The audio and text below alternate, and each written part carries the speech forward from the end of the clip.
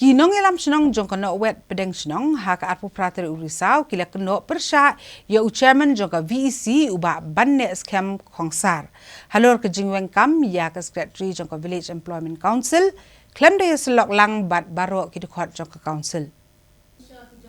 Habai kiran biginang pathai khubor ka secretary jong kena wet pedeng senong Village Employment Council ka kong ar khong liar. Kala pentem bakal alet ben ujor sya mission director ke MGNREGA halor kani gijingle don board jog ni chairman jog VEC bat pentip ru bakum kinong kit kam ka VEC ke barang syaji thamai ha ka khatsan ter uno pra arhajar arpho kempat shemla eno ai kani ka kam bagi trei hendrai de chairman ubala rai marway ben weng kam yiki klem ka jinge slok lang bagi dekhot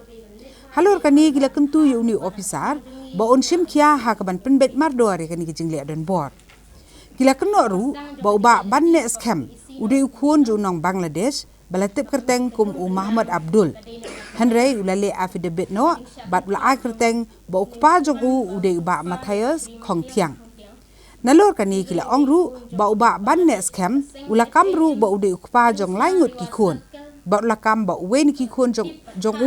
ude uba Adelbert dekhar ubala khlat no ya ka ba kasnong kam itu ni tip satya yu ni brio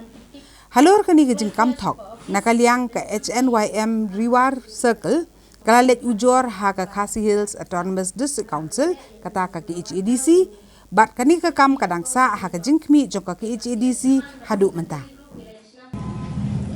uba ban scam khongsar uba dan hadu laingut ki pakat kum kini ki kot kisla bat kisakhi ki kini kide kisakhi ki bangilayo na pa ka health department ba uneu ba ban scam ukam kepatu iau Sri ba Matthias Khongtiang hendai udai khun jong khar Bangladesh madhadi nang tapat le affidavit madlai pa iau le alba dekhar ubana kasnong jongi ngimla ban itu iau pri nakaliang jongi secretary bat coordinator dawat pedeng senang WEC pendem juri yaw ning Sherman jong ka WEC Sri Bannes Kam Khongsa bau thung nong kitam jubor